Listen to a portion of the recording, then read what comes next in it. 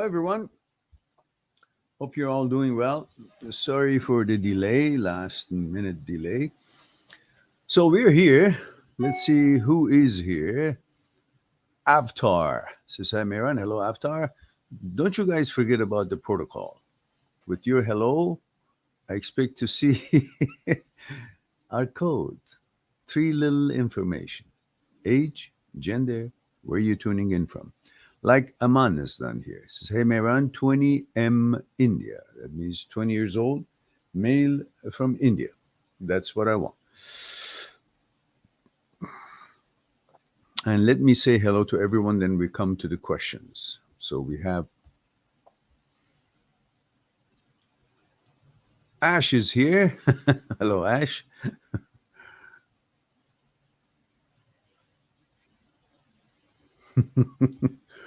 And then we have,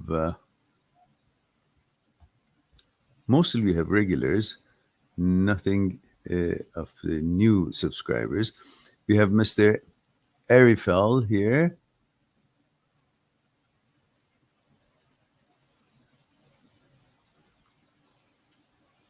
And okay, I guess that's what it is. We had Gautam Singh here. Says, hey, Meran. Gautam, 21 male from India. Thank you for that. So now let's go to the first question. I guess that would be from Aman. Says, my behavior changed toward talking to my parents and brother. It's like I feel like I'll become unknown or start talking like unknown person. What does that mean? Go in front of the mirror, then you'll be known. So announce yourself. This is Aman talking. Then you know who you are. Says, I'm feeling identity crisis because I'm not having my normal feeling toward my family. What is normal feeling? Honestly, normal feeling is what you've been conditioned to react and act like, and then you feel that is normal. Normal in whose book? Your book? What has been indoctrinated? Like what you have been told that this is normal? How did human being know what is normal, what is not when they was in caveman time? Who came out and said, this is normal, this is not normal? So there is no normal, abnormal. For you, this is what it is, and that's how you prefer it, and that's your norm. But you're trying to comply to a norm that has been put by some entity or some others or this and that, then you become confused because you're comparing what feels right for you and it's your choice versus what has been put out as a conformity towards certain guidelines or whatever. just as long as you're not harming anyone and you are contributing to a better world in a way of compassion, care, constructing something, accomplishing something positive for the betterment of humanity in general, adding something positive to the community, society. The rest of it is bullshit. And then it says, I'm feeling it's not me anymore, feeling like completely. Oh, these are all just, like mental glitches. You're just focusing on something that has been shoved into your head that this is how you should feel, this is how you should not feel. And all these you're constantly interpreting, analyzing. You just let it go.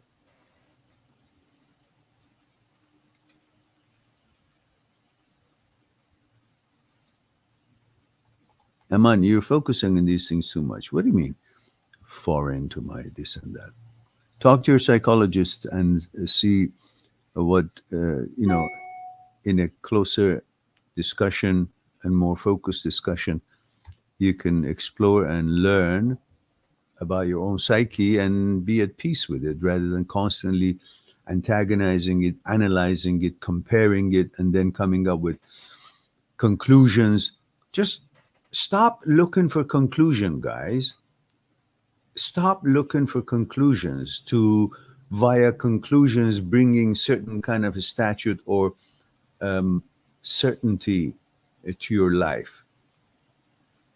Life is all about what it is, not to conform to a certain thing that you've been conditioned or you think it should be. Just let it be. Enjoy what you enjoy. Accomplish what you should accomplish, what you think, instead of constantly say, am I perfect? Is this perfect? What is perfect? Perfect is what that person said. Perfect is what is written there. You are perfect. All of us are perfect. And there is no perfect. Perfect is bullshit.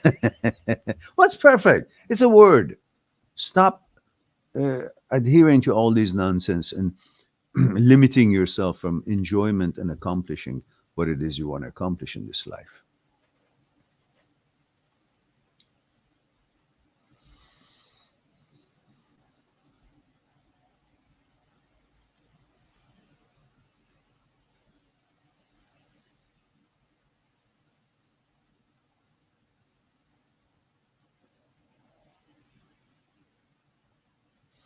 These sort of things, Aman, you eventually might need to make an appointment with me, and then we can go through it bit by bit. It's not a place for it here, as it is so general and not in detail, and I won't have a chance to interact with you on every point that you want to discuss. So until then, just live your life, and then if you could make an appointment, then we'll chat. Avatar Man says, Avatar 39 UK says, my ex broke up with me after almost a year. I begged her to stay. Why? What is this begging about? Huh? What's this shameful behavior of men toward when the girlfriend wants to leave them? What are you begging for? What is it that you're begging? What did she do for you for your life? What did she bring to your life? What solution did she bring to your life other than the pleasure that you seek as every heterosexual male who wants and seeks pleasure from intimacy with women? Other than that, what did she bring to your life that you think your life is dependent on her grace to your life? What does she do for you other than what? What? What is it that you cannot do, of course, beyond the obvious, without her? You go to work, you produce comfort, you bring money, that's your role. I don't know how old you're, 39, yeah, obviously you have a career. And you bring the comforts and you do the hard things if you guys living together or if not. So man has a very important role in a relationship, but yet you think that you're not needed because that is the kind of image some women put in your head because they might be good looking and they have so many guys after their ass. So they get this empowered feeling that they're something more than what they are. If they are not bringing into the table anything more than their body and the pleasure they can provide, what good is there for them that you need them? What do you need them for? But if they are accompanying you in accomplishing certain tasks, building a life, reliable, they have a career, they have sound mind, they reason things, you move together toward building a life, then okay, there is something there. But even then, you should not lose the fact that you're a very valuable entity yourself. As a man, we men have values in this life, which we have relinquished that and focused on the importance of the intimacy with women. And we think, therefore, they are better than us because they provide that pleasure that we cannot achieve in any other way. And therefore, we have lost the idea of what our worth and value is. We do the hard things in this life. We build railroads. We construct buildings. We highly educate ourselves, and most scientists and people who are interested to discover things are men. And we have many educated and amazing scientists, women scientists, no doubt about it. But we're talking about the value of men that we have forgotten about it. We provide, we go to wars, we fight for them, we protect women. We have a place in this society. All the plumbings and all the sewages and all the comforts and all the manufacturing, all done by men, 99%. So just because a woman doesn't want you doesn't mean you're devalued or you have no value. You're still the man that contributes to the well-being of the structure of this world, and the weight of it is on your shoulders. And we have built this world, all of us together, mostly because of the men's efforts. So if a woman comes along and wants to belittle you, that you don't worth anything, well, they should look around, see everything that they enjoy in this life is built by men. So without being facetious or without being stuck up or putting it into their face, you got to know your value, that you have a place. If a woman wants to disrespect you just for no reason, and you've been a decent man, then you don't have to buy into that. Walk away, move on, understand your worth and value. Women have been taught these days that they don't need men. Well, then let them see how the world is without men. And that's why the whole society has gone berserk, because there's not much respect for men, because women think all they need to be good looking and sexy. Then they don't need to have any other credentials. And then they also can put down men and think they don't need men. They need men to the last day of this earth, because we do things. So if you understand this, then you will not beg when a woman wants to leave. Say, okay, there's a door. You don't like me? I've been decent, kind, respectful, loving, caring, providing, protecting. You don't want it? Adios. Begging? You beg one more time, when flights are free, you'll be meeting my ugly stick. So remember that. All right. So let's go on to.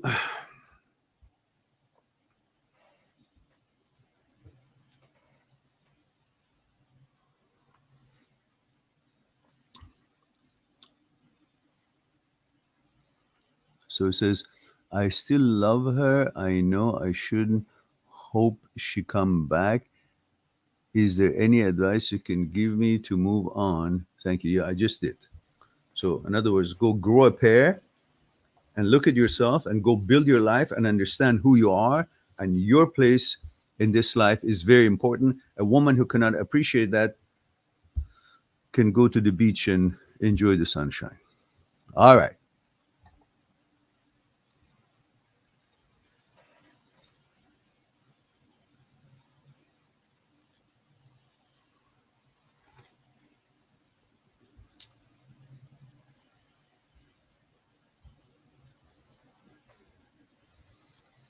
Ashdrum says, yo, yo, yo, people, I'm here to help assist Mehran today in the war against internet trolls and spammers, but will also be available to impart any extra wisdom if necessary. Okay. Though Mehran is first and foremost the big boss. Well, okay then. How are you, Ash? Good to see you here. And all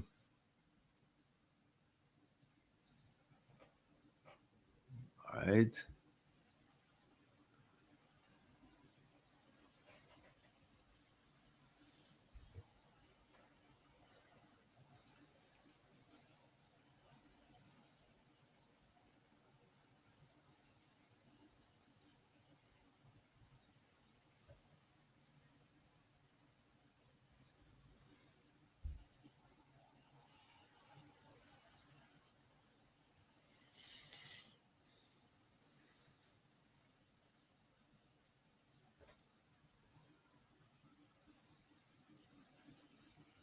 Mr. Erifel says, cool. Didn't know Meran had a mode. What is a mode? Is that that 30-second countdown? Uh, uh,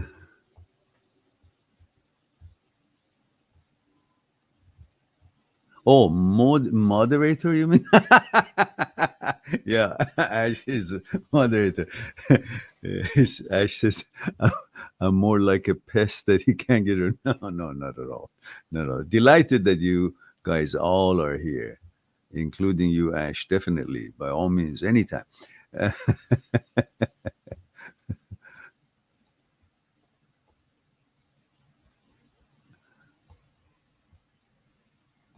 Okay, all right. So,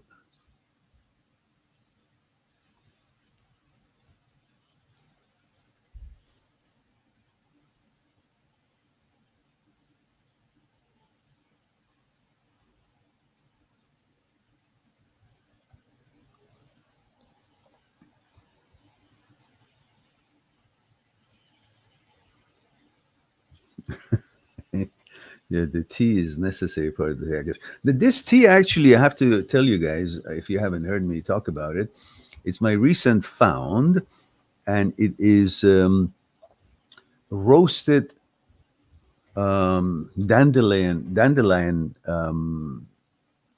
roots, which I happen to found it in my stash of teas, and full package, never opened. So when I opened it last week or the week before, I tasted it, and mm, this was my reaction. It kind of smells bitter and maybe like roasted tea or roasted coffee, but it's something a mix between coffee and tea. It doesn't have the caffeine, but it has that bitterness or heaviness, body.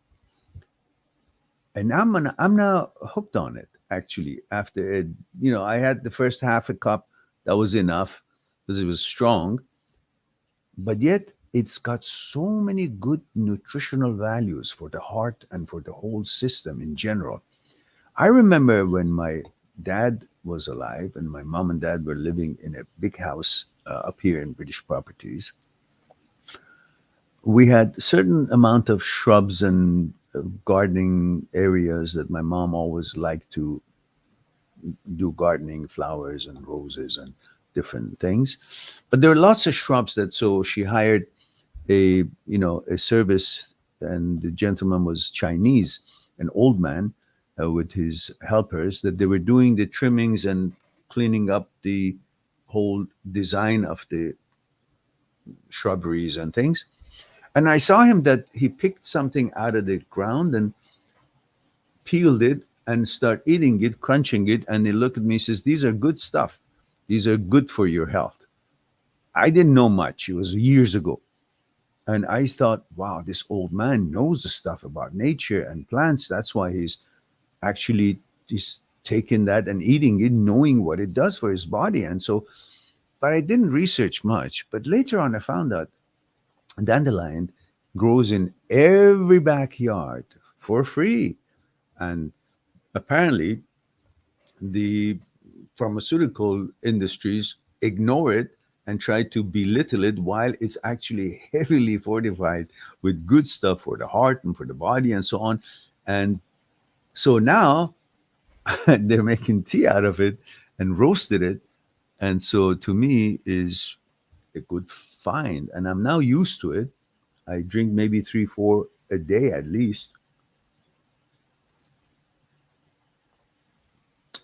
And it has a bitterness of a coffee. I don't like coffee. I mean, I don't like the caffeine end of it, but I like the taste of it. Um, and it also has the calmness of tea. And it does actually calm you down. Like when you drink it, you kind of get mellow. So that's the story of tea today.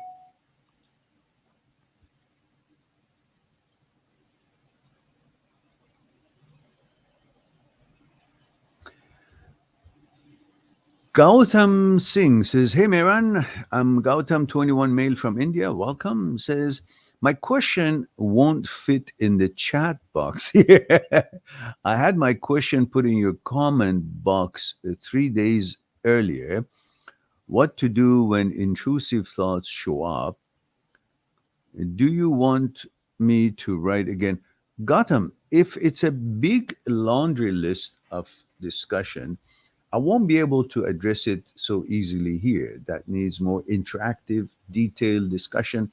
And those sort of things, I have left it for people who can have the opportunity to go on my site, mindthatseekstruth.com, mindthatseekstruth.com, and make an appointment for Skype consultation, and then we can go at it. That service, of course, I understand is not so easily for everyone because it's not a free service. But for here, I can only go through something. So when you guys send me a 2-page thing on the comment sections, that is not going to work for me because it takes so much time of writing. And I don't want to write because lots of time it takes, lots of energy, and I have to put away many other things that I can or have to attend to. So such big discussions need to have a consultation appointment that we could explore it together, one-on-one on Skype. So perhaps if it's too big, I won't even read it. And here I can deal with certain things up to, maybe 5 minutes per person. So that's reasonable to have a live stream. Otherwise, it becomes a one-on-one, which may or may not benefit others. So I don't know what the question is. You can try, but you understand the logic of it.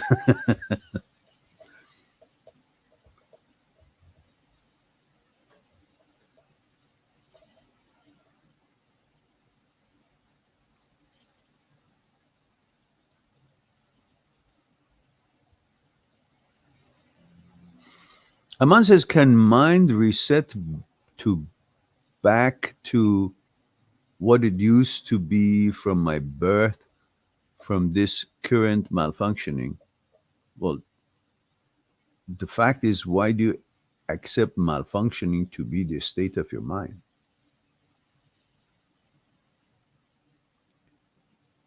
If you accept the brain to be the tune setter and determining who you are, then you're fucked. Because brain is an organ.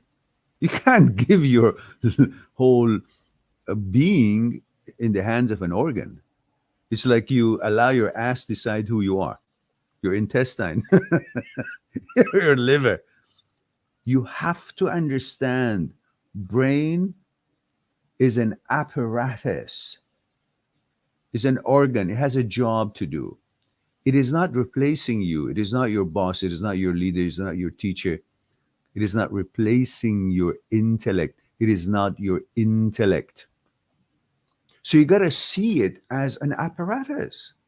The problem with most mental issues is that you see the brain as the trendsetter and the deciding factor of who you are and how and what things are, without the interference of your awareness and your intellect to judge any conclusion or any assessment of the brain. You take the brain's analytical or assessment or judgment about something as if it's yours. No. You are here, brain is here. Brain suggests, you decide, you select, you judge.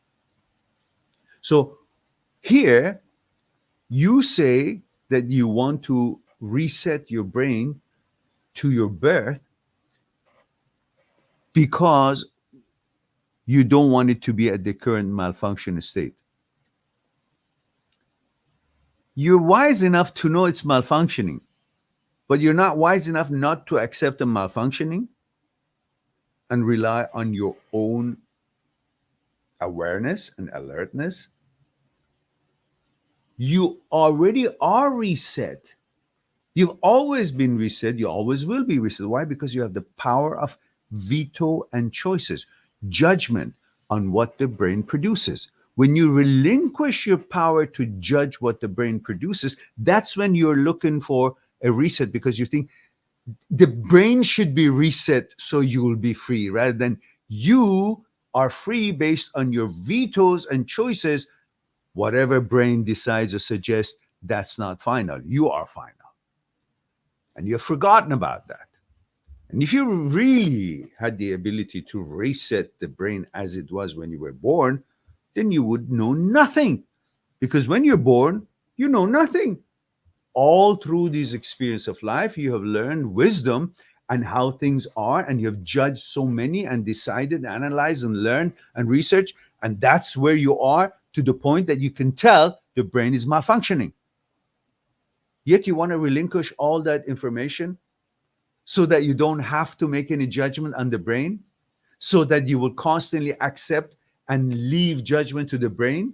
That's what you think brain is supposed to do? No, that's your job. Your job will never end.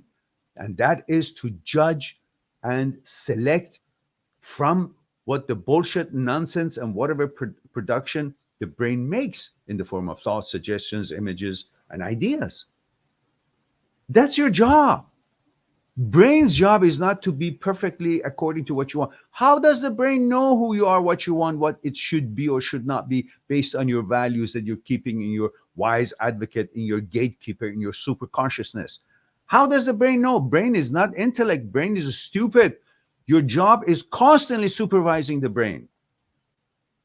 Can you understand that? If you understand that, your mental issues will diminish and you will be on the path to be exactly how you want it to be, rather than thinking the brain is your boss and I am a victim. I have no power. What the brain says I am. Today, brain says I'm an asshole, then I am. Tomorrow it says I'm a horse, then I am. The next day say I'm a scientist, then I am. What the fuck is wrong with you? What kind of a credibility and what kind of a stability does this life have if you're constantly bound by what another entity conjures up, which that entity itself is dumb. Brain is dumb. Brain is not intellect. And again and again and again, I recommend to you guys to watch this video that I produced for you guys. And this is based on the accumulation of information and presentation of Dr. Ignar, based on the extensive research and Nobel Prize quality of research of Dr. Speary, a neuroscientist, neurosurgeon, Dr. Penfield from Montreal, neurosurgeon, Dr. Owen, neuroscientist, neurosurgeon, Dr. Leibet, amazing discoveries. You got to learn about these things in order to know what the fuck you're dealing with. This brain is not you. You're not the brain. Brain is not you. Brain is not your intellect.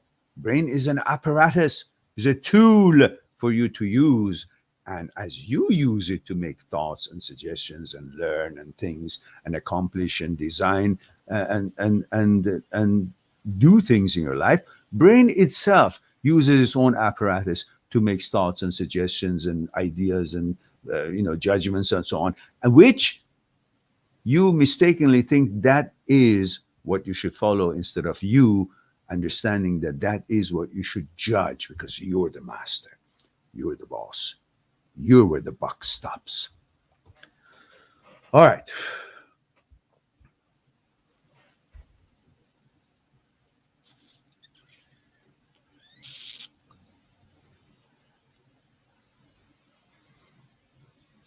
Yeah, the psychologists that I have recommended in my description of the videos, as I mentioned, Dr. Philipson, Dr. Jan Weiner, Dr. Schwartz.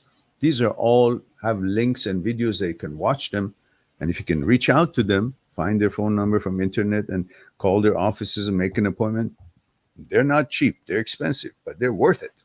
So that's what you want to do. But my advice to you is that you are hoping somebody else to solve the problem for you, when you yourself can inwardly analyze your psyche and see clearly contradiction between what the brain suggests, thoughts, images, and ideas that brings about, and what you prefer based on your values and your vetoes and choices that is all under your command. You can inwardly analyze that and see it clear and make your choices. And based on your choice, on preferences and your judgment, you continue your journey based on what it is that you want to see, rather than waiting for the brain to allow you to see what you want to see by the brain causing it. No, you don't need the brain to be in line with what you prefer. You just simply choose and select what you prefer and ride on that energy. All right, Aman, it's time for you to apply the things that we talk about, rather than constantly focusing on the brain is the master and you're following it. You should wait until the brain doesn't do this. No, you choose, regardless of what the brain does or does not, you choose what it is right and your preference. And based on that, you lead your life based on your vetoes and your choices. All right. The Nashizer 23 Australia says, I think people need to understand that the brain loves to think and analyze. So in the lockdown, if you're not working out the brain and using it, the brain is going to give you the things that going to force you to talk and debate and worry. That's really scary. Yeah, that's right.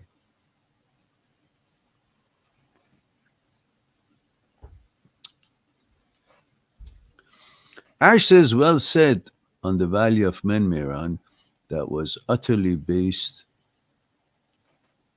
and red pilled. Oh, okay.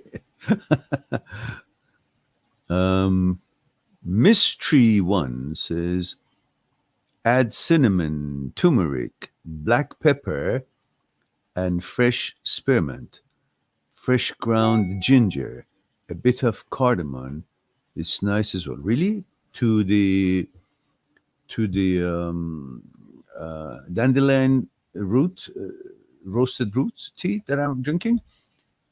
Add cinnamon, turmeric, black pepper, and fresh spearmint. Spearmint, fresh ground ginger, a bit of cardamom. Well, for God's sake, that's a whole day of regimen go in the kitchen to make one tea. Heck with you. I'm not going to listen to that. It's going to take too much time. You think every time, maybe I can make all that mixture. But fresh ginger, I can't have fresh ginger. I can have powdered ginger ready. Every time I want to make a tea, got to get the ginger. And I hate peeling them because they're so difficult to peel them. And then grind them. And too much time. I know it probably is good. I might do it once, but that's it. Mystery One says, healing tea. I made it every morning. Or you may give that much time you have every morning. I'll make for me too, if you will. Just send it over. All right, I'll try it. Avatar Man says, thank you, Mehran. You're the best. Well, thank you. I appreciate that. Gotham says, it's just a single question. Gotham says, my GF of 5 months kissed another guy while they both were drunk. She told me, called the very next day. Oh, yeah, I read that actually. Did I not answer that? She wants me back and traveled 500 miles to my house to apologize and surprise me. She's 500 miles away from you. You think this relationship gonna last? Today is a kiss because there's a rule for mind and rule of body, and you are pleasing each other's mentally through this long distance. But body also has a rule and has needs. And you need some girl to hold her hand, and she needs some guy to hang around, I guess. That's why she got drunk with the guy rather than with you. So that's going to happen as long as your distance is so much. How many times a week can you guys travel 500 miles? It's not going to happen. and it'll be probably be months before you see each other, and in that months many things can happen. Either she can get hurt by you doing other stuff with other women, or you can get hurt by her following her physical needs, or you know um, um, connection with another human being. So she may have felt sorry for having made a bad judgment. She would have preferred that to be you, but you're not there, is there? And she's not going to be stronger than her physical needs all the time. Eventually, she's going to say, well, how long am I going to be waiting for him to be here? And you may say the same thing. How long am I going to be waiting for her to be here? You may actually hitch up with another girl because you need to. So if she's apologizing, genuinely she is. I believe that she is sorry about it. But it's not that she wanted to do it, she needed to do it. And it felt, we all do some crazy things sometimes that we shouldn't do. But at the time we do it, we justify it. Hmm? And so the same thing for you. So she's apologizing, she's coming to say she's sorry, and she's probably genuine about it. And you can simply understand it and go on and see what happens next. But thinking that being 500 miles away from each other will last, this relationship will last, it won't. It's not realistic.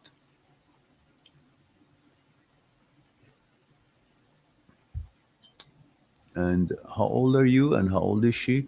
This is why I want your age in every comment or response, so I don't have to look for it, guys.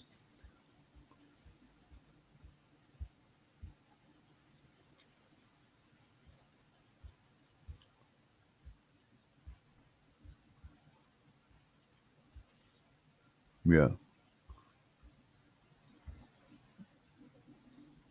Gotham. Actually, you never put your name, your age, and so on. Yeah, did you? Yeah, 21. Yeah, she's probably similar age. Yeah, yeah, I'm sure she's genuinely sorry.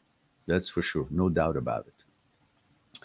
But what guarantee do you guys have that neither you nor her would do these sort of things again? Like, you could find a girl that you just dying to hold her hand because she's there, and she felt the same. But the problem is not the kissing necessarily. The problem is, why is she getting drunk? And if she's getting drunk, why not with her girlfriends at home?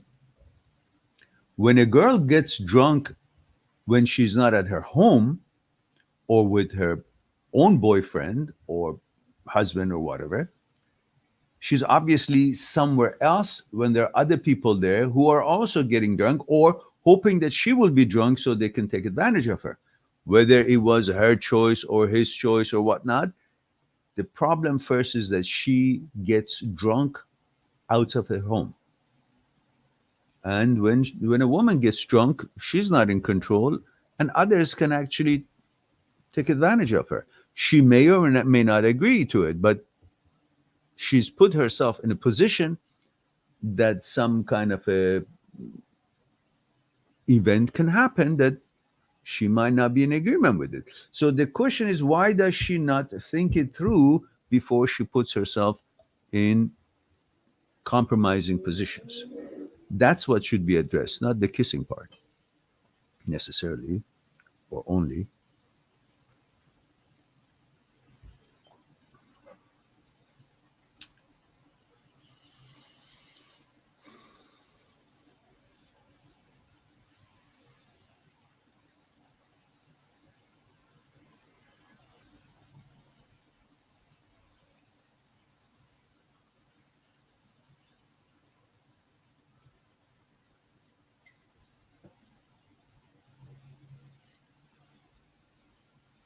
Cute 222 says, how do I cute, where is your credentials, age, gender, where you tuning in from? I won't read it, guys, until I've got those info. Info. Throw me the bone. Give me the info.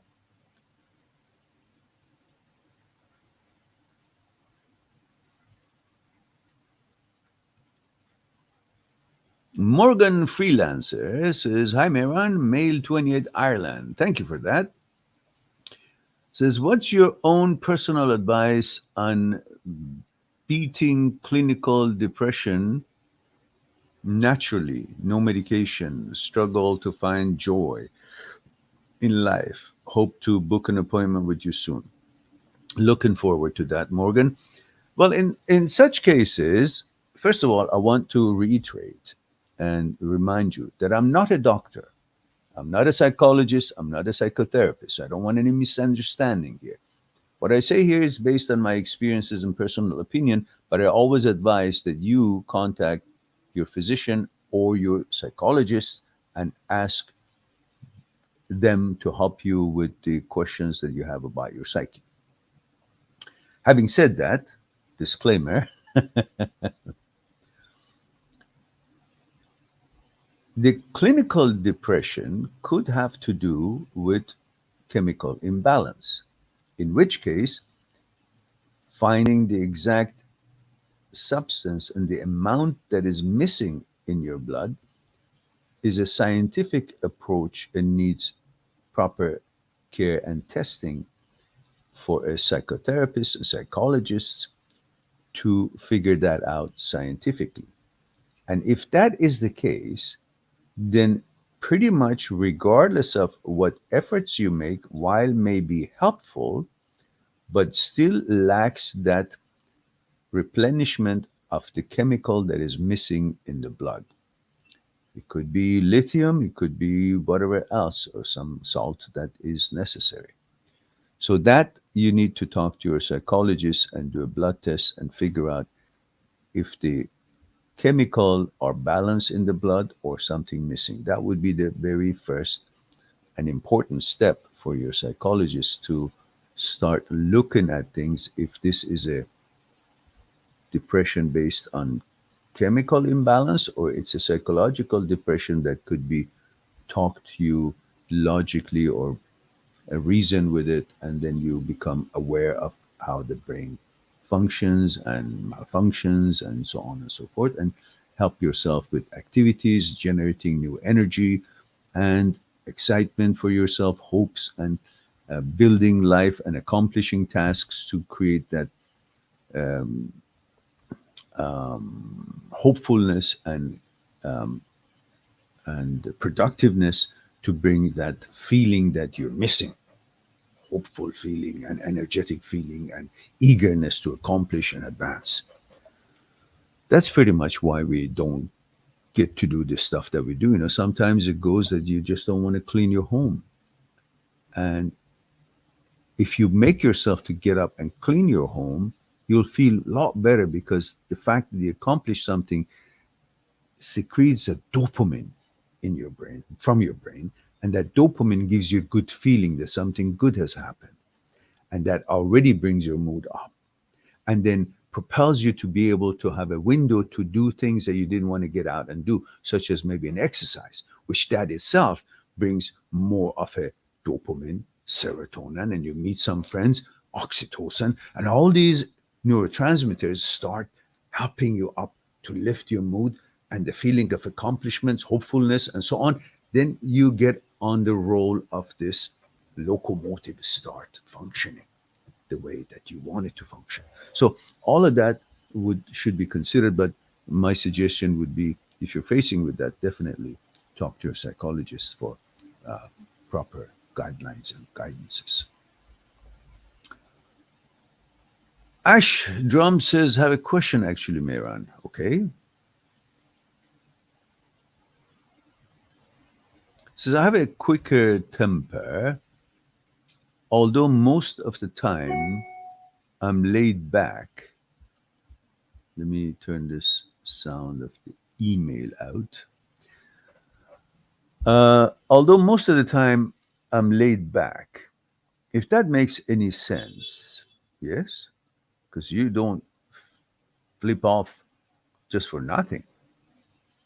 In fact, most of us is very calm and very cool about things and handle most things logically, methodically, and carefully, calmly.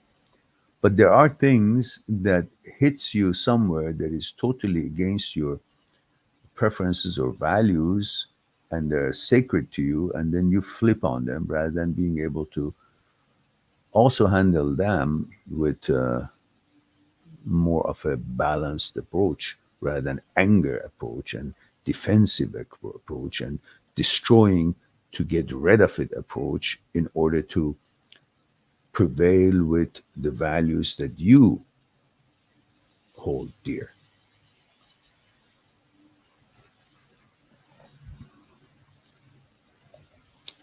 Says I've noticed that when I'm doing DIY, what is DIY? DIY.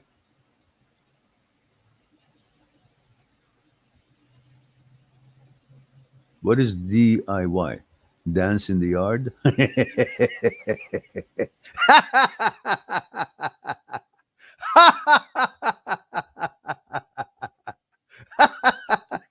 Hey, come on now. What the hell are you talking about? Give me the info. If it's something I haven't done before, such as installing a door. Say what? I've noticed that when I am doing DIY,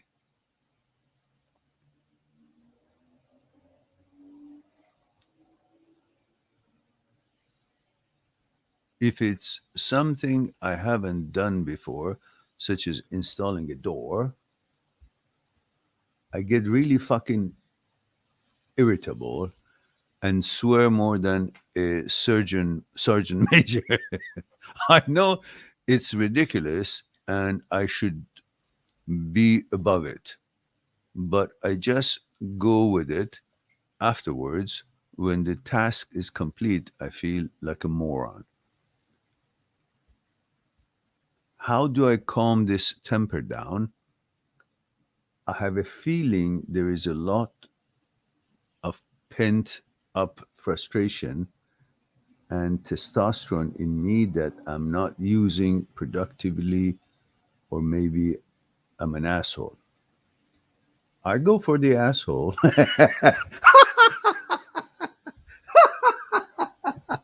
But the good news is that we all have that assholeness in us. And that's not really because of the asshole, it's because you seem to fucking think that you should know everything and you don't want to, you know, put your best foot forward and research and learn how to install the fucking door. Instead, you want the door to install yourself because it is you. You must be perfect. You should know everything. You don't need to learn anything. You don't need to research. It should be obvious. I must be stupid not to know how to install this door, rather than thinking I must be stupid if I don't want to learn how to install this door because I'm not supposed to know everything. And you go and open the YouTube or the book and the instruction paper that it comes along with it, and patiently be okay to spend an hour to learn the fucking thing and follow the instructions verbatim rather than thinking, oh, I'm better than the instruction. Why do I need the instruction? That means I'm stupid. That means I'm like other people. I shouldn't follow that. I should figure it out myself. No, that's all bullshit. That's all ego nonsense. That's why it brings impatience and anger. Instead, say, I love to learn it. This is an opportunity for me to also know how to install a door. And for that, I need knowledge to do a good job because I'm perfectionist. Therefore, I should learn it exactly how it is the right way to install the door so I would feel that I can do a perfect job. That is in line with your mentality rather than thinking, I should know it anyhow. No, because you're a perfectionist, so you want to learn it. You'll be patient to read it and learn it, what the instruction is, so you can do a great job. That's more in line to your character. In order to be the perfectionist that you are and you want to be, you got to know the facts. And the facts means you got to be able to be patient enough to learn, want to look at the catalog and learn how to install it. That's on you. And sometimes when you are impatient, that's why you get mad, because you feel anxiety that I want to finish this fast. You're probably a person that you want to finish things. You want them done quickly without having to fuss with them. No stumbling blocks. You want them to go smoothly. And when it doesn't, you get pissed off and you get angry. Now, that's the time you should exercise meditation and calmness, not to get angry when you get angry. When you see the anger is coming, oh, quickly, oh, I don't need to get angry. That's a sign of weakness if I get angry. I can handle this by understanding that I don't know how to install a door, but I can learn how to do it. So I have no need to get angry. Because if I get angry, that's a stupidity. That's expecting unreasonable thing. How can I know everything?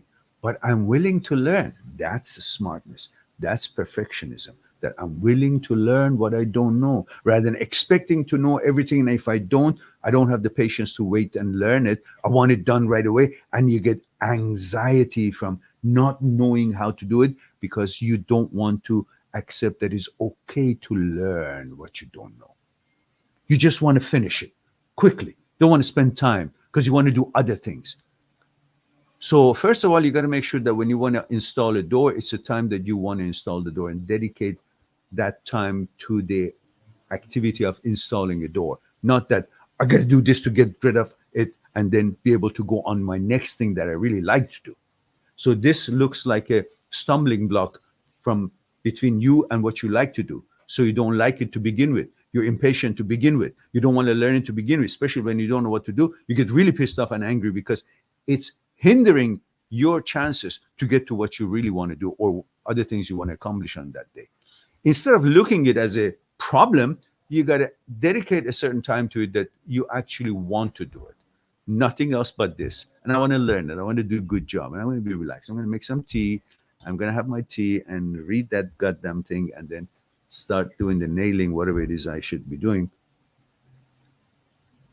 Have a little music on and create that atmosphere that I am ready to learn rather than I just want to finish and get on with it. That whole process of installing the door should be an event for you enjoyable rather than I enjoyed when the door is installed. That's a different level of enjoying of this project. First would be the actual project should also be enjoyable. Create that atmosphere for yourself to enjoy it so you won't get mad when you don't know what to do. All right.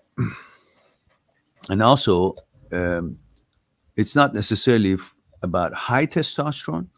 It might be low testosterone. As I mentioned, I don't know if you've done it or not. Go have it measured, have your doctor to do a blood test and measure your testosterone. Sometimes, if it's not as much as it should be, you may become impatient and very quick tempered because impatience is there and patience is not there. That could have to do with low testosterone. So again, I'm not a doctor. Go talk to your doctor and figure it out. And then, yeah. And Mystery One says, yes. Says, so good for you.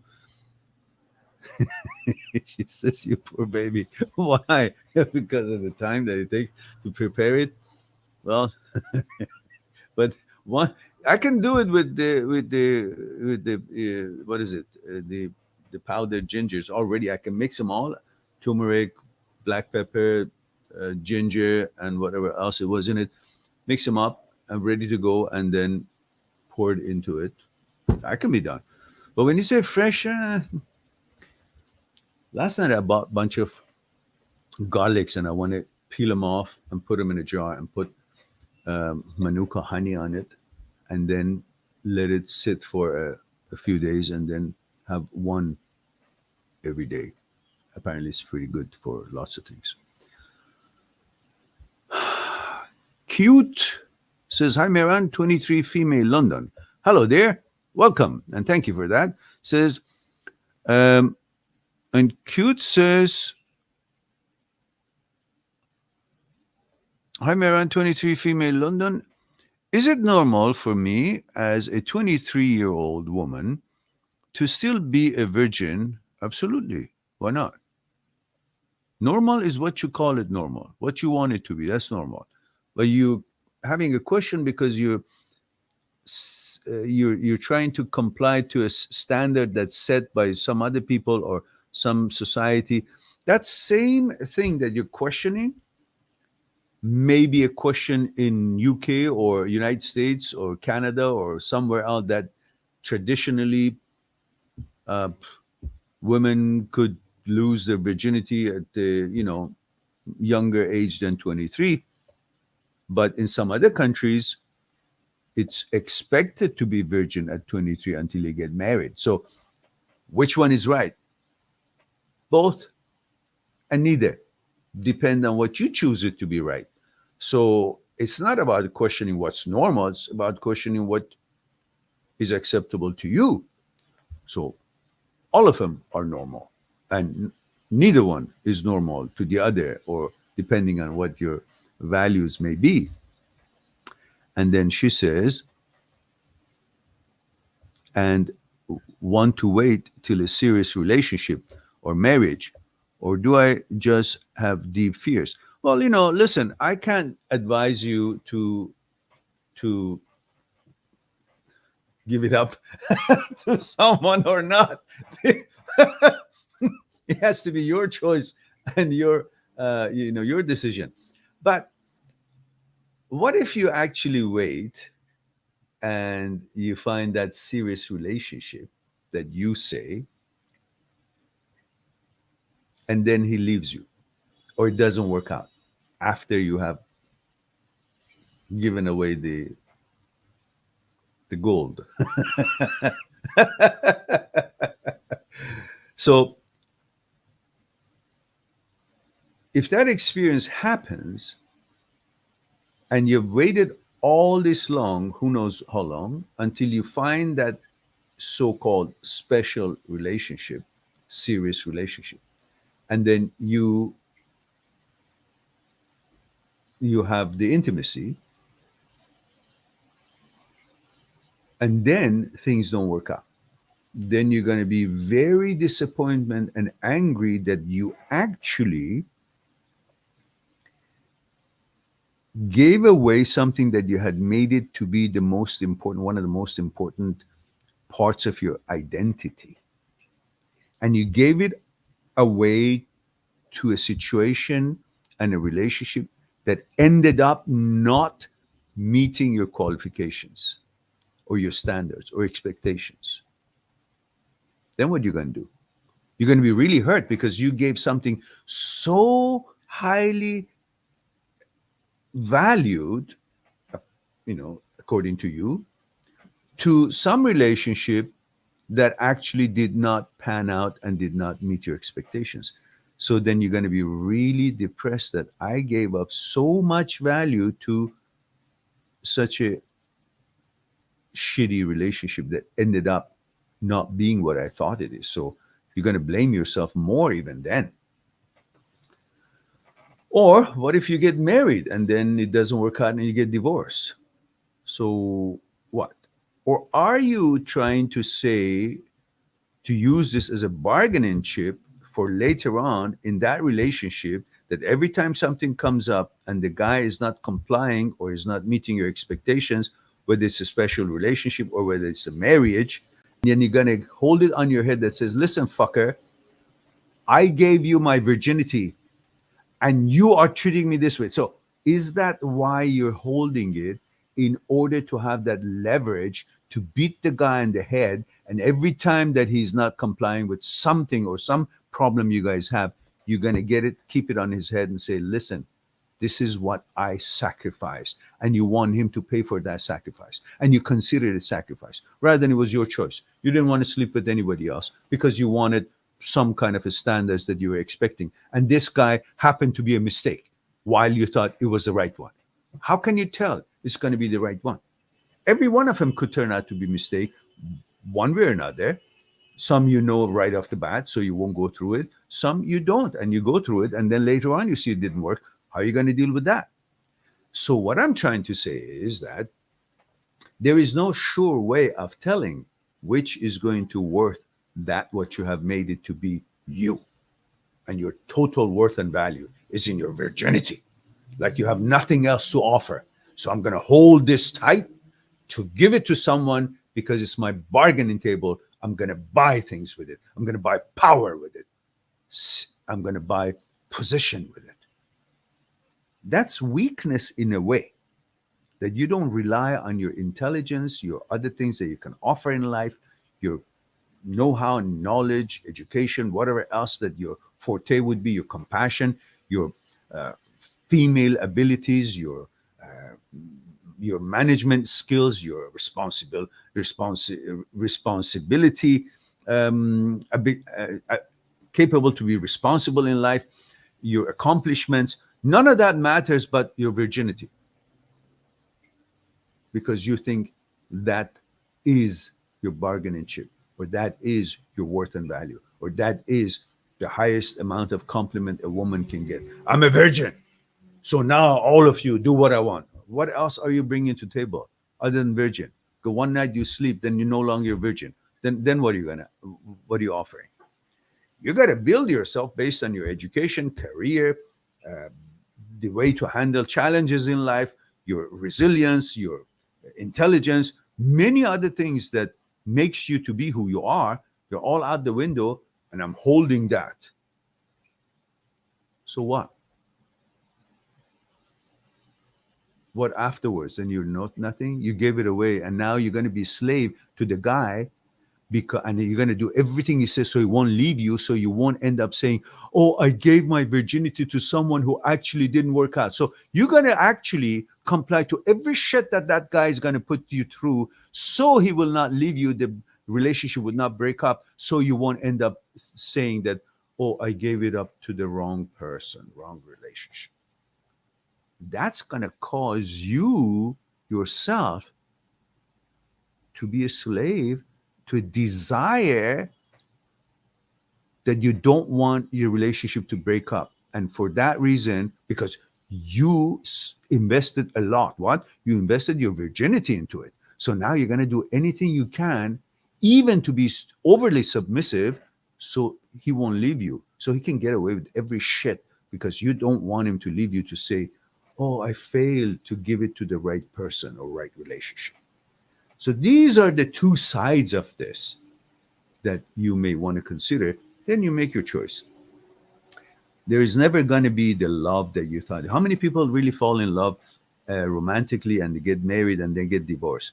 At the time they're divorcing, do they think it was the right thing? Some do, some don't, that it was the right choice because it ended up in divorce. So how could it have been the right choice? But it was for a while. It's the same thing when you find someone that you really like and love and you want to be further intimate with, and then you may sleep with them and then it doesn't work out. It's the same as if you get married and it doesn't work out. The only difference is that you're complying to certain kind of a society, tribal tradition that I got married and I gave it away. Okay, what does that make you? Someone higher than other women? No. In some societies, yes. In some societies, no. But who is setting up all those rules? In the mind of some people, you're all high because she didn't give it up until she got this marriage signed, and that is part of our society. What the fuck does that mean? If the guy is decent, treats you right, you love him, he loves you, and is loyal to you, and all of that, I guess he deserves the gold. And you deserve him if he's nice too. Yeah. And he's also, a man is also giving his feelings and emotion to you. Not every man is just an animal just to want to fucking go. They also have feeling. We also have feelings. And you got to be a good judge, not based on what traditions or what things and that you've been conditioned to think is the right thing to do or not the right thing to do.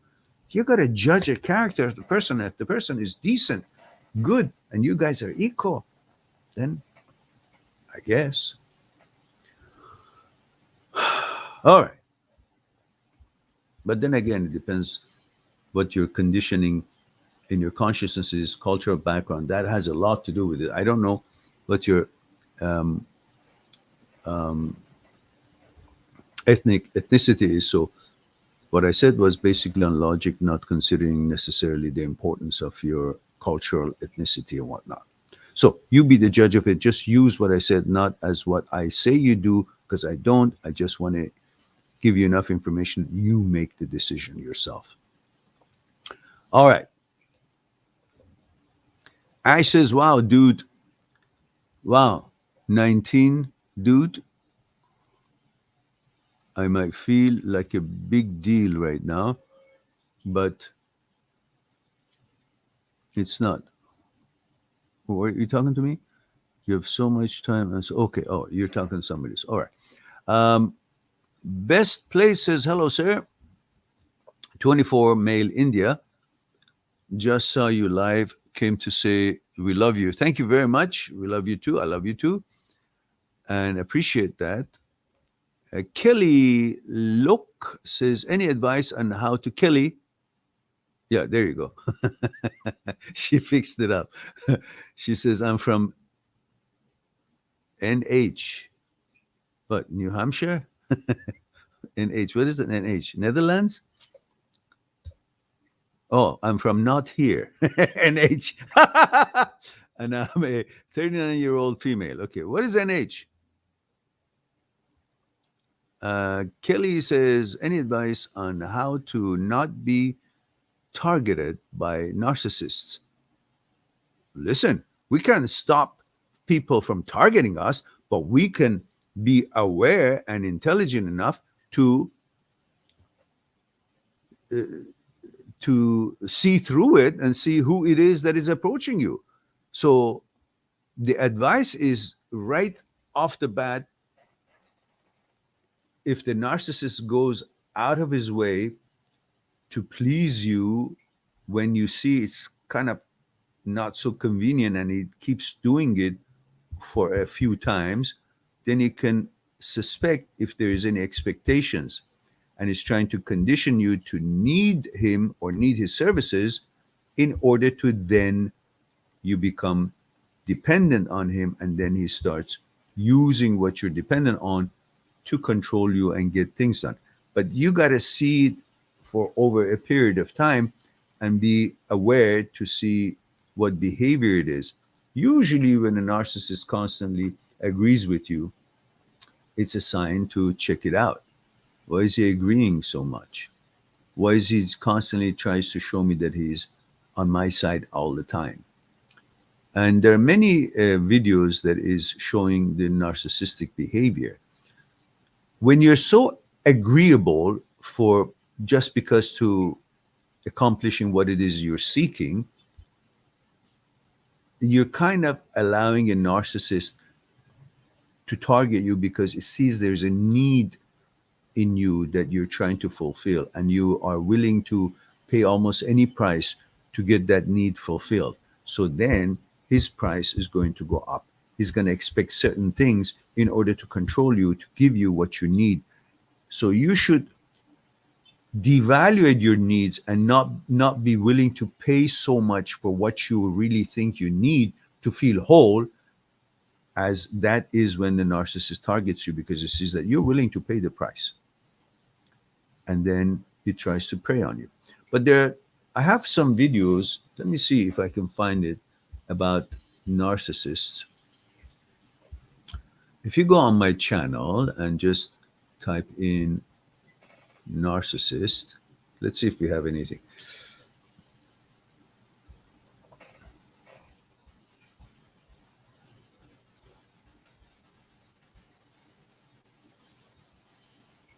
Is your ex a narcissist?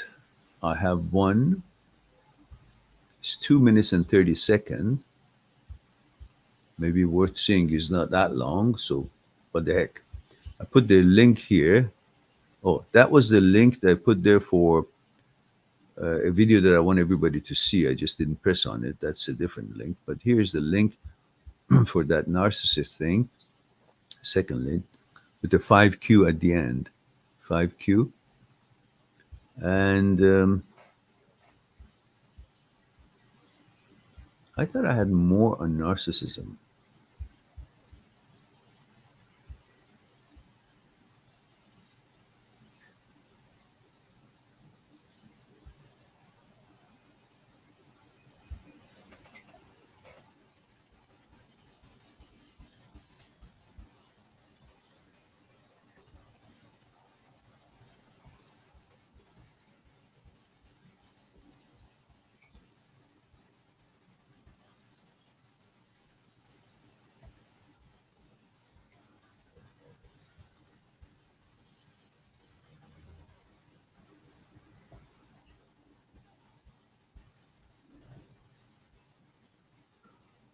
Okay. Why change your narcissistic behavior today? Oh, okay. How to tell if your date is a narcissist? Okay, maybe that's the one. I'm going to put this here for you. This one with the DE at the end. So if you go to my channel and in my search engine put in NARCI, Narci, just a part of the word, you get a video says my why change your narcissistic behavior today.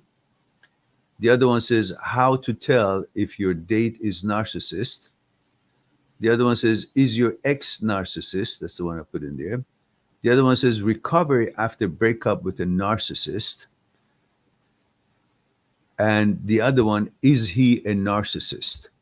Well, maybe that I put in there is a 2-minute video that could be of some help. But I suggest to you there are 5 videos that I have. And if you go on the search engine of my channel and put in NARCI, that will give you the 5, and then you'll choose or watch all of them. So here it is, another one. So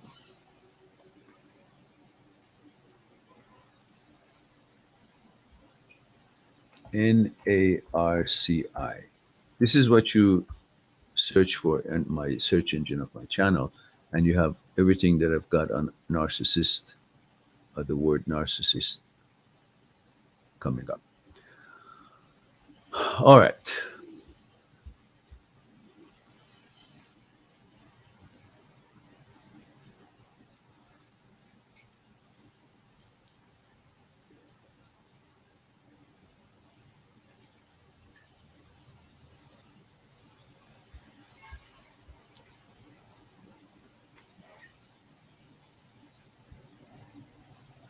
And Kelly says, I'm an empath to a fault. Yeah, oh, yeah. Okay. Gautam Singh says, we all are of the same college. She has had been drunk around her friends before too. I was away for 1 month, then this happened. She now refuses to drink when I'm not around. I'll be heading to in 2 weeks. I don't know how to face her. Shall I give her another chance or just ignore her there? No, of course, give her another. What do you mean? What the fuck do you think you are? God?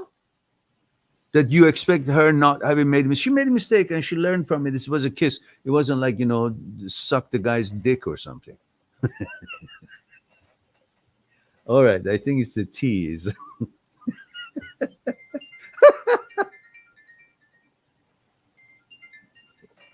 One moment, please. One moment, please, guys. I take.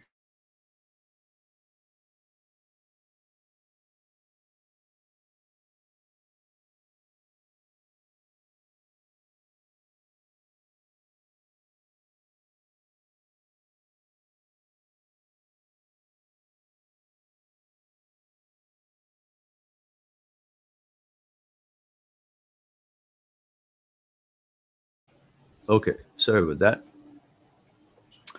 Um,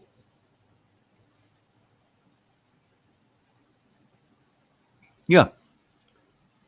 What do you think? Who do you think you are? What did she do? Okay. Yeah, it was not right.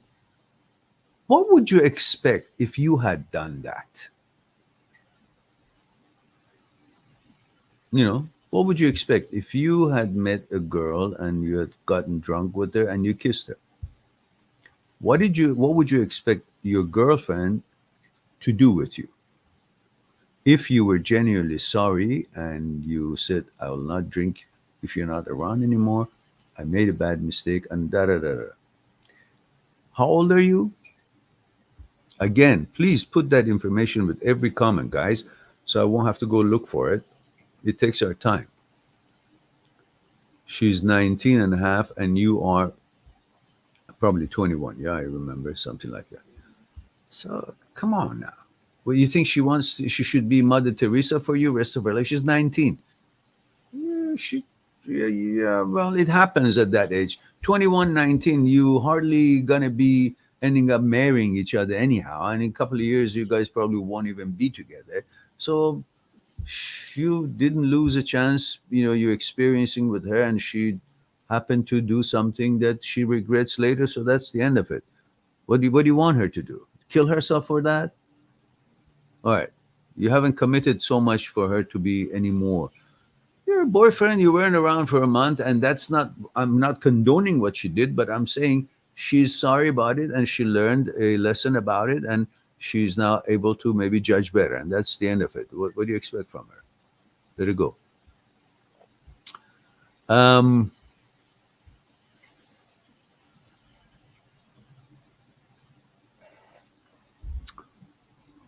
Kill Bill says, Sir, I'm a male and have HOCD. Should I always have to confirm my sexual orientation? No. You should never try to confirm anything. Well, what do you want to confirm? You live by your vetoes and choices. Doesn't matter what thought shows up in your head. It's like walking in the street. Many people say things about their opinion about things and lifestyles and whatnot, or about you. That doesn't make you who you are by the people's suggestions. Who you are is based on your vetoes and choices, who you prefer, what you want to be, what you prefer, and what it is that you want to be. And you've been based on your history and how you're put together in your genes. Your inclination doesn't change because a thought showed up. It's a mental issue. It's not a biological issue. So you don't have to prove or confirm or affirm or whatever. Thought shows up, let them be. Have you not watched the things that I said about the role of brain and thoughts, and the relationship between ocean and ships, and you and thoughts is the same? Watch that one. I'll release it as soon as I get a hold of it and trim it and put it as one video. But I've already had the spoke about it in one way. Let's see. Um,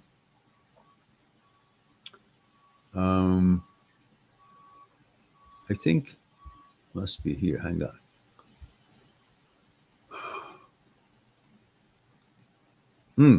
Here it is. What to do when intrusive thoughts show up. I think that's the one, but I have another one that I'm gonna eventually get to it and release it as a separate video, and that tells you a little bit more about how to think of thoughts when they show up.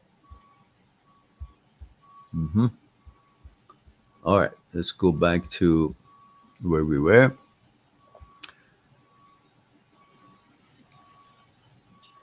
Kelly looks is curious as to why you're not a psychotherapist if you're so knowledgeable on these topics.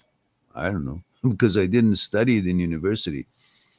I I'm using my life experience, my research on the works of masters of 100 years ago about the movement of the psyche inwardly, where thoughts come from, what is thinking, consciousness, relationship between thoughts and consciousness, fear, desire, ego, pleasure, the role of them and how they interact with each other, what is mechanical process, what is order in life. These are all inward psychological movements that I researched on based on the research of scholars of hundreds of years ago.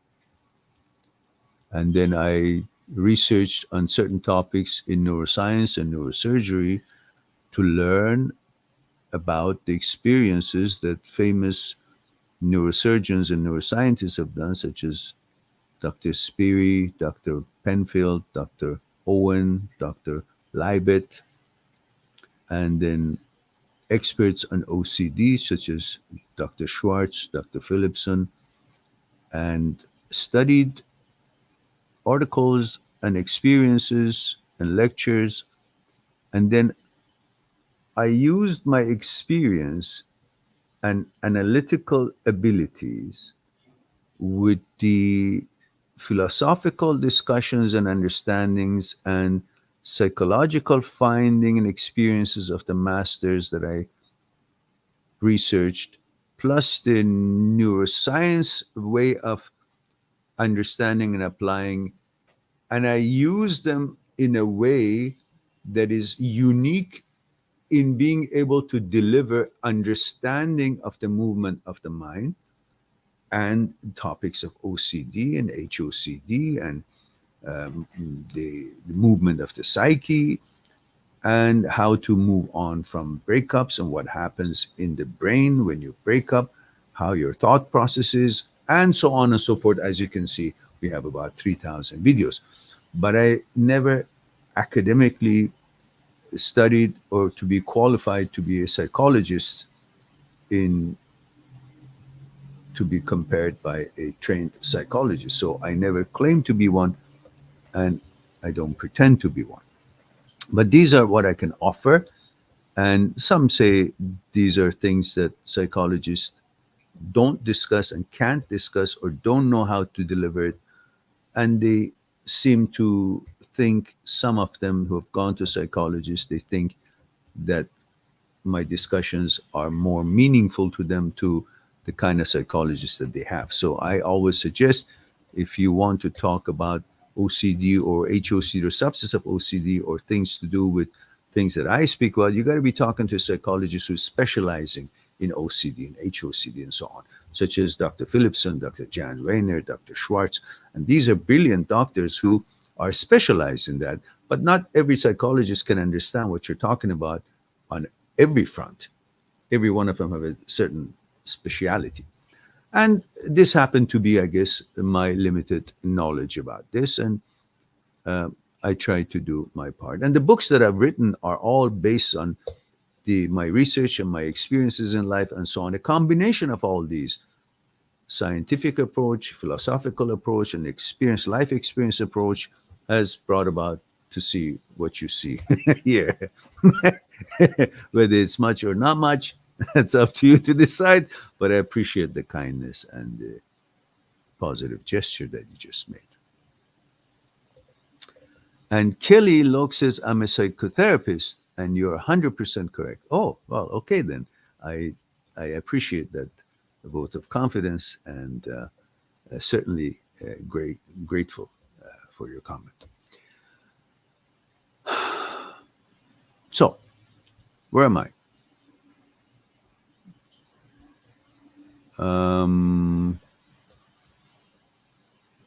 Gotham Singh says, a genuine question from the answer you gave. You mean up to now, your questions have not been genuine?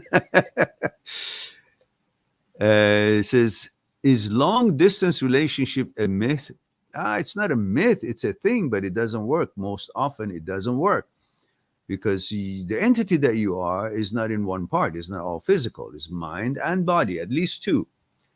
And you can satisfy your mental desires because mind doesn't understand, the brain doesn't understand the difference between virtuality and actuality. So when you are having a long distance relationship, mentally you're satisfied and you're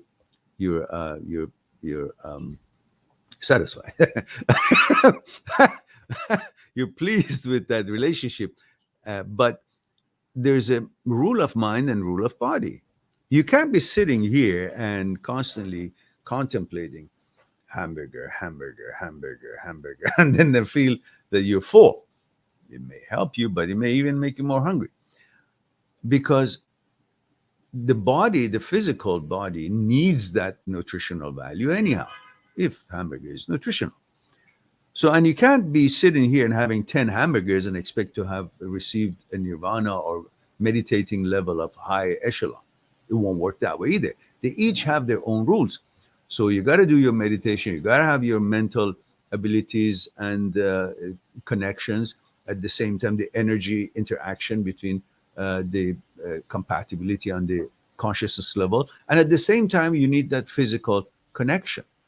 And in long distance relationship, one part is there, the mental connection and possibly on consciousness level to a limit, but there is no physical satisfaction or connection. So there is a void there. And that void wants to be filled.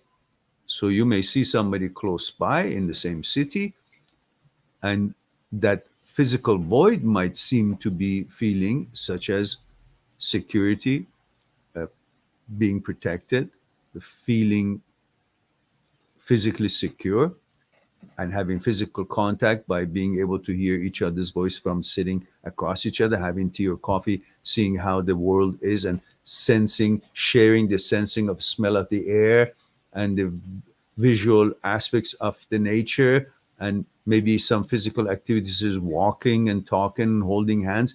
These are what creates the oxytocin and whatnot, which is hardly in the same level as if it's just on Skype and long distance relationship through some medium of I don't know, visible mental connection and things like that. It just won't work that way. So eventually, what needs to be filled in the voice that needs to be filled causes the breakdown and dissatisfaction, and you start getting on each other's nerves and expecting things where it cannot be fulfilled, and you find each other at fault because you can't fulfill what you're looking for. But what you're looking for is physical, and he's or she's far away and cannot really fulfill physical needs, and that would be the basis of breaking that relationship that you thought it may work. So it's a thing, but it doesn't work most cases.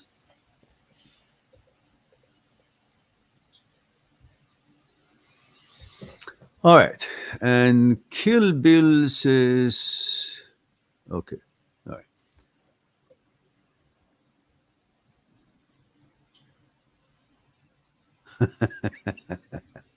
Ash says, do it yourself, home decorating and shit like that. Yeah. Then have the patience and get your act together and do it with enjoyment. Gotham Singh says, DIY is do it yourself. Ah, I see. Okay.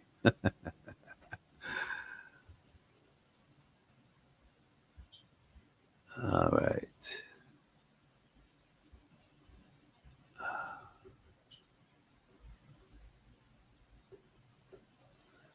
Ash says, okay, so I need to perform it in a way that I can learn something new as an opportunity. I see. I'll try to remember that next time I drive a hammer through my index finger. Next time I drive a hammer. Yeah, well, that's probably why you don't like it. Start not doing that, and you may actually like the process. And he says, thank you, brother, from one asshole to another. No, hey, speak for yourself. God damn it.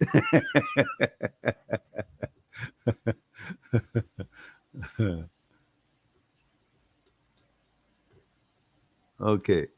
Now, Kelly Locke says, the anger is resulting from a fear you have of something that is the real cause of this emotional dysregulation. Mhm. He'll get to your question, Kill Bill. Okay, Kill Bill. Do you have a question?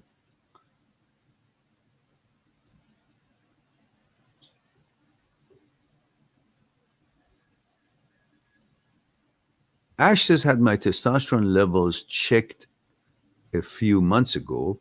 My testosterone level are quite high, but I'm not the Hulk yet. Not on the steroids, by the way. Okay. Ash Trump says, just bless. Yeah.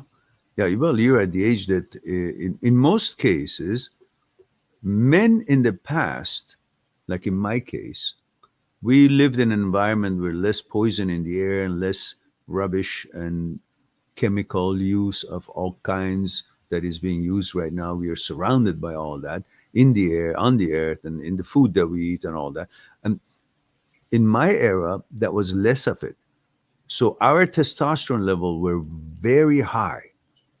Naturally, human beings, testosterone, heterosexual male, has a high testosterone if the environment is cooperative. But when we have really messed up the whole world in the food source, water source, air source, and all that chemical has affected the testosterone level. And many young men at this time, while their testosterone is within the normal range, as it has been set with the medical community, but yet it is much less than what it could have been if the environment, the natural way the things are, would have been more like the way it used to be 50 years ago. So you might be in a normal range, but it may not be actually what your body needs, especially if you're built as a machine that needs high testosterone to be at its optimum. Then you may talk to your doctor about TRT, which would be using the natural, you know, bioidentical testosterone, not the uh, the chemical version of it. The bioidentical testosterone is usually taken from soy and taken all the other stuff out, and it's very similar, if not the same, as the one that the body itself makes. And then you might have to go on it, and that's perfectly fine. That's different than what is being used out there that is not necessarily bioidentical product. So, under your doctor's supervision and recommendation, perhaps that would be something that many young men in this time of the era need to do. Talk to your doctors and find out.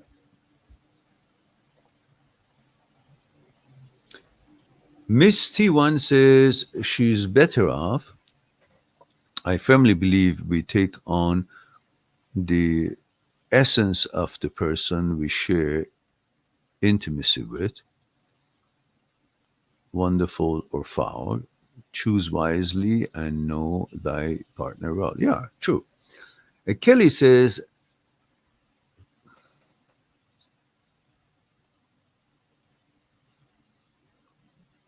that's not completely true because there is a very good possibility the relationship could go the other way and be positive. You're making a false assumption on one behavior that she regrets. I don't know if that's addressed to someone's comment or my comment. I'm not sure what comment.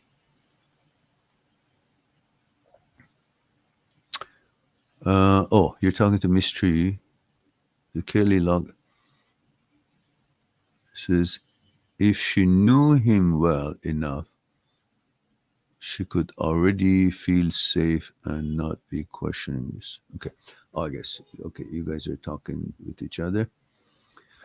And Cute says, thank you, Meran, for your answer. You explained everything and my concerns perfectly.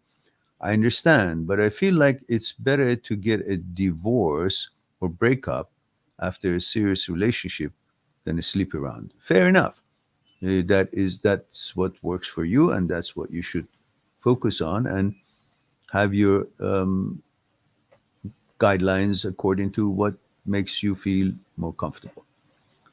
And Cute says, but every argument you said were very true, which is why I intuitively felt the necessity to ask the question. Yes, sure. Yeah, everybody makes their own decision. It's just that I can only explore the possibilities and the angles, but the ultimate decision would be your decision as something that is not being respected today. Your body, your choice.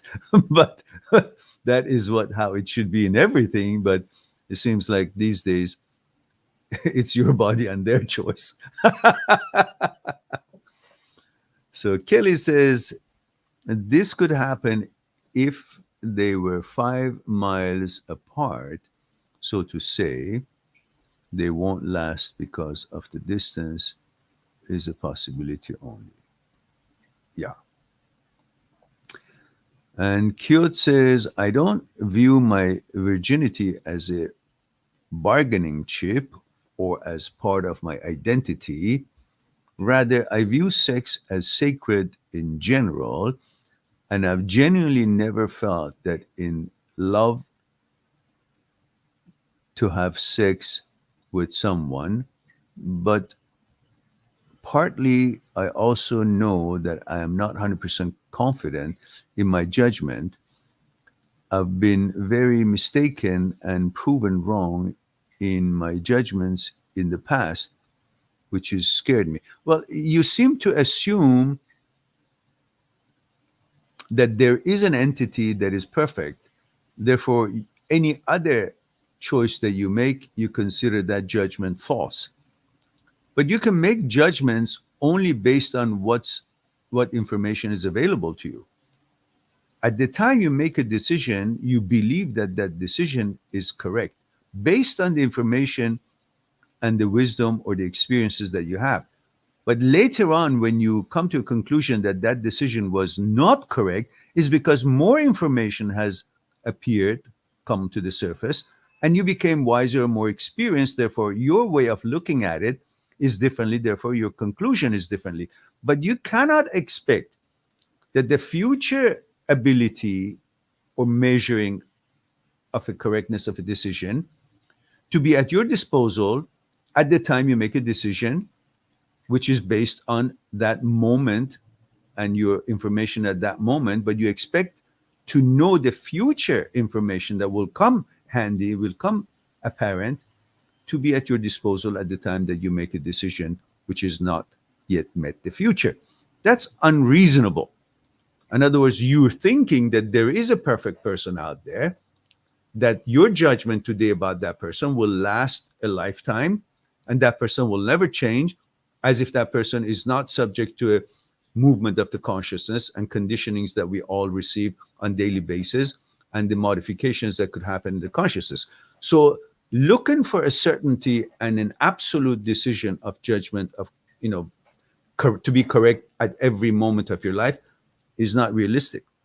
You may think it's correct based on the abilities and information and analytical abilities and experiences that is available to you right now. That makes a decision correct in your opinion at this moment. But that same opinion, maybe a year or 2 months later, may prove not correct based on the information that becomes available 2 months from now. But you cannot blame yourself then that you made the wrong decision, because at the time that you made the decision, the information that was available to you 2 months later was not available. And that is not something you should expect from yourself. So your assumption that there will be someone that through the test of time still would remain and support the judgment you made at a previous time and space, I don't think that's correct. It's not. It's not something you can bank on. Things change. You change. Maybe you actually decide that because your change and your expectations in the future, that decision you made then was wrong. Or because that person has now changed, therefore you call, oh, I made a mistake sleeping with you because you are this way. But you didn't think he was this way as he is now, then when you made that decision, because he wasn't. So you can really go back and forth on it. Just you can do whatever you can do at that time and moment, and whatever information is available to you, what experience you have, what analytical abilities you have, and that's what you can rely on. You cannot expect yourself to travel to time to see the future and then come back here, make the decision, say, oh, yeah, that's a correct one. For how long? Maybe a year, 2 years, 10 years. Eventually, things could be changed, and you may say, oh, I made the wrong decision based on something that wasn't available, wasn't even in your radar then when you made the decision. So all these are things that you're looking for absolute. We're living in a relative world, and how could you expect in a relative world to be able to have an absolute situation? So uncertainty is what this whole world is all about, and you're trying to make a certainty out of it. And unless that is there, you don't want to make any decision based on that it might be wrong. Well, yeah, but being wrong is also not recommended, but it's part of the trait of going through this journey of life. Kelly says, I have to go, guys, but it was great speaking with everyone. And thank you, Mehran, for helping others. You're very knowledgeable. Thank you, my dear Kelly. I appreciate that. And very sweet and kind of you to be here, give us your time. And We appreciate having you every time. Um, Kayut says, while I don't want to be a slave or overly submissive because I fear losing something, i.e., my virginity, at the same time, I don't think it sex is or should be a casual thing. What's the middle? Well, listen, it's different. You women can think that way. While many women have the same kind of a libido as men have, and they love sex and want sex and so on and so forth, but many have certain values attached to it, that, or certain conditioning that they have, that they feel this is not as critical as it is for most men. We are programmed for procreation.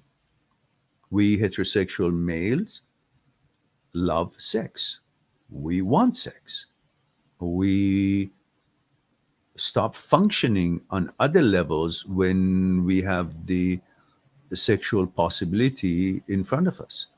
We actually seize proper judgment when we are in a situation where intimacy is a possibility, which is, of course, is a challenge that we should deal with it, because we must still make right decisions, as hard as it may be. And that's the art that we should be focusing on completing. However, it is not as easy as it might be for some women to not have sex before marriage than it is for men, because we're just built differently. We need that in order to be balanced. Sex does a lot for a man. I'm sure it does the same for a woman, but I'm talking about the differences. We could have sex without much of a sense of the other senses that should be included in that interaction. But most women need a lot more than just the desire for intimacy to get engaged with the actual sexual intercourse. For us men, we are not built that way. We just need that experience of sexual relationship with a woman to feel balanced and whole and motivated and all that. That's why women are so important to us. They're very valued, highly valued, very important. Men go to war for women. I mean, many big wars have started for women in the history. And so, as the angel that they are, they could also be devil. So, but we only see them as angels. That's the fault that we have, and you have no part of it. So, anyhow, sex is not necessarily valued or hierarchy the same way in the eyes of a woman and men in most numbers. Women are a little bit more sophisticated in their choosing and selection and experiencing sex. Men are just ready for it all the time, anytime, anywhere, as soon as the woman allows it. All right. So going back to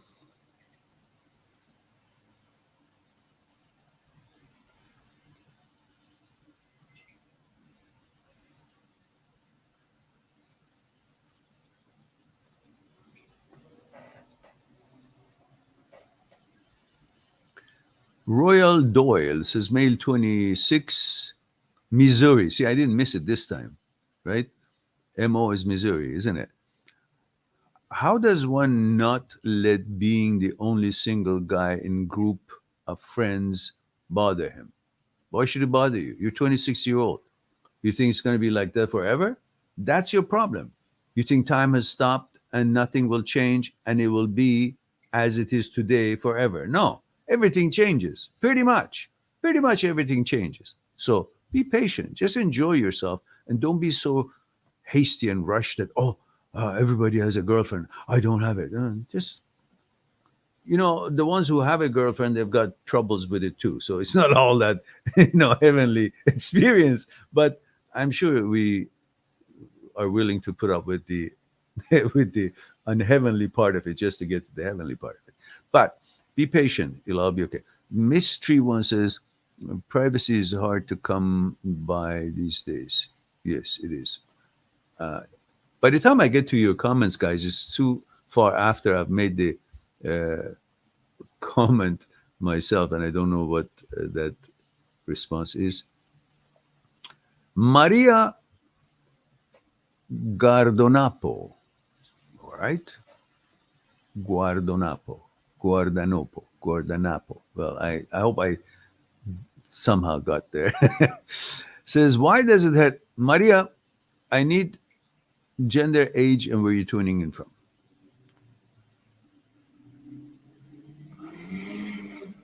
So why does it hurt so much when someone leaves you? Because that has become the order of your life. We create a certain routine by the mechanical processes that we choose to go through life, everyday life.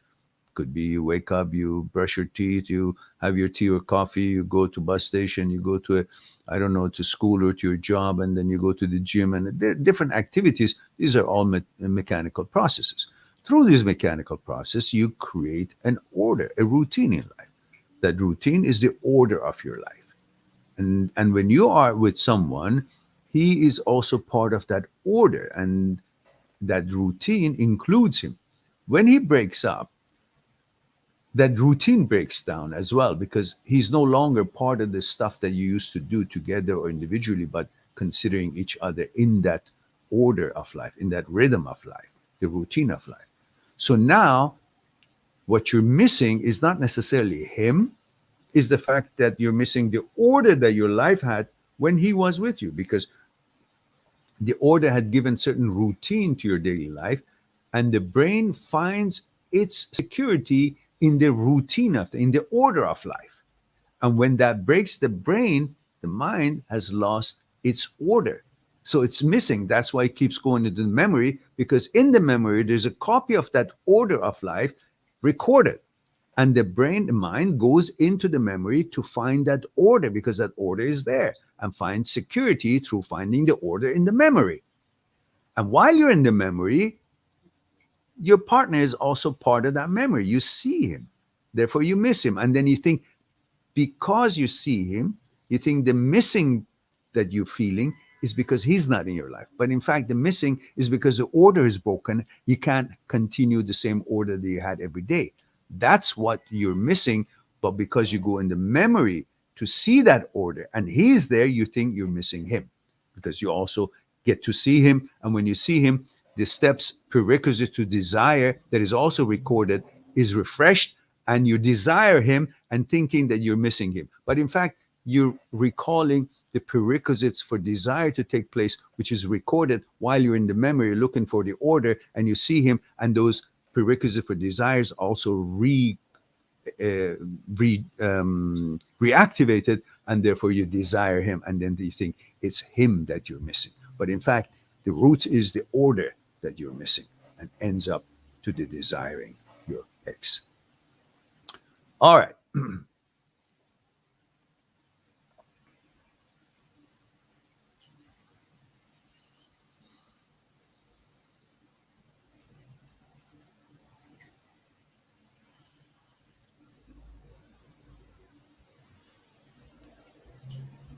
Yeah, the answer to that question, Maria, by a married man that seems to be happy but they're still looking around, is because men is programmed for procreation, and men is programmed in their genes to seek women. They have civilized themselves and trained themselves not to seek more than one woman, but it's against their genetic code that is supposed to be helping the universe to procreate, to populate. So it's automatically there. So even though they're married, they still would not mind to look, because that's their automatic program. Now, how do they deal with it? That's the art, to keep that according to the expectations of that relationship.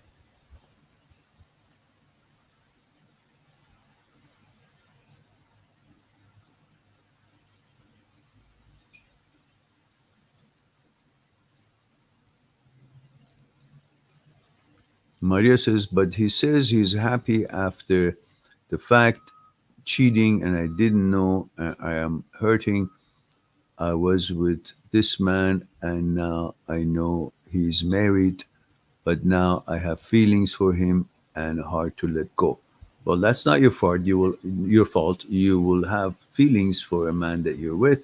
Naturally, if he hid that from you that he's married, that's on him. It's not on you. That's his.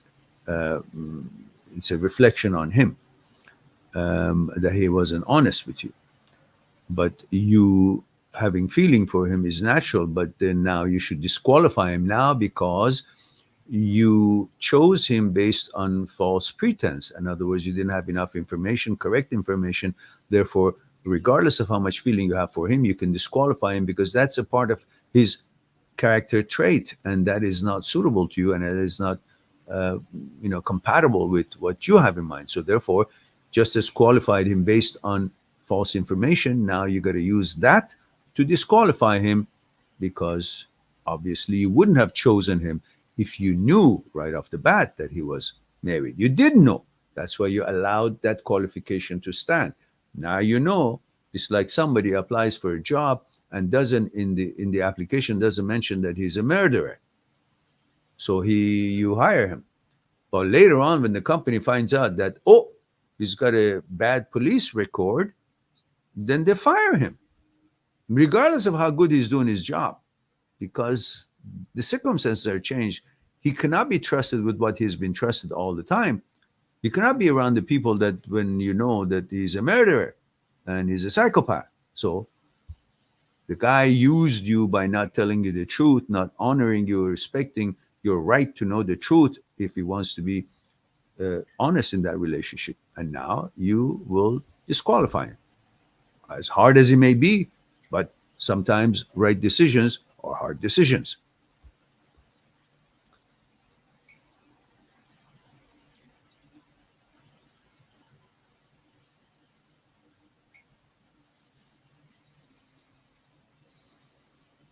All right.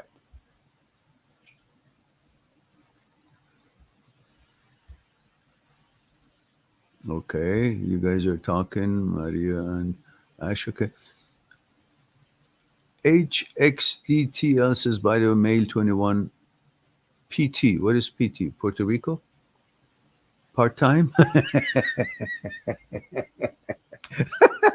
Is there a place called part time? All right. Q22 says, Meran, you say men need sex to be balanced, which I understand.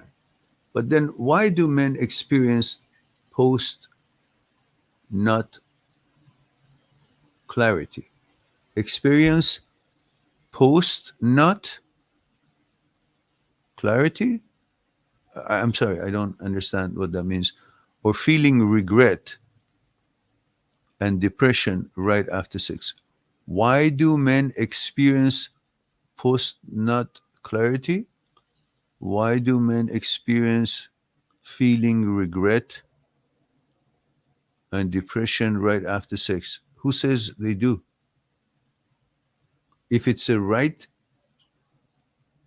sexual uh, selection, like they like the woman that they're with and they don't have any baggage, like they're not married, they're not cheating on anybody, and they like the girl that they're sleeping with, they won't be depressed afterwards and they won't regret it.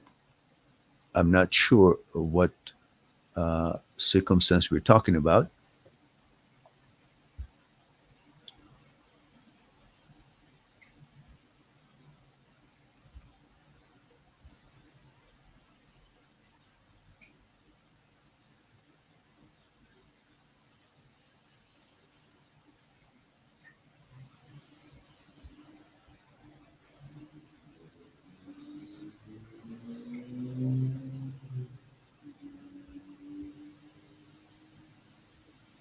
Okay. Guys, it looks like that we have answered all the questions. We've got 17 people here, and I appreciate every one of you to be here. But it's time for me to end the program. It's 2 hours and 19 minutes, and that we've gone way over the 1 hour that I'd allocated. Maybe we'll have another one tonight at after 12 midnight, after my nightly walk. And if I'm in the mood, otherwise I'll watch a movie or something, or maybe do some more video trimmings for you guys. So I guess it's time for me to say I love you all. Thank you very much for being here, giving me the opportunity to share a thing or two with you. I look forward to our next live stream, and please promote the channel so we can reach more people and help more people in your social media, the videos that you like, and the chat lines. Talk about it and help people to know about existence of this channel. So again, we can reach more people and help more people. In the meantime, be good to yourself and to the others. I'll talk to you soon. Bye for now.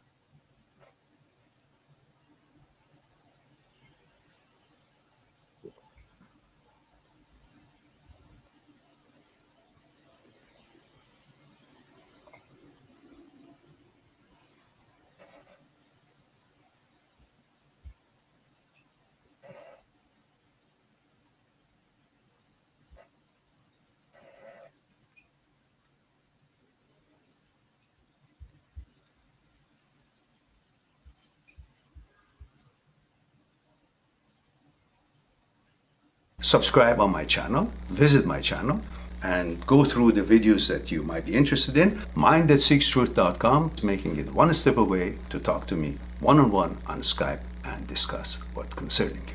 I'll talk to you soon. But we too, like the iceberg, have 1,000 times bigger powers that is not visible, and we must. Why? Is it something we're rambling on and I expect you to accept it? Or is there actually another power within us? Would you come and help me out? Okay. What I want you to do is put your hands underneath my arms and just lift me up. There we go. Okay, now, that's my physical part, right? Same thing, again, with that. Just want to see if there's any difference. Go ahead. Now, go ahead. Now, this, go ahead, when you're ready. Go ahead. So you see, this is different than what he was doing, and I'm not really doing anything. You convinced? Yeah. So are you guys convinced that there is something other than, thank you. Thank you very much.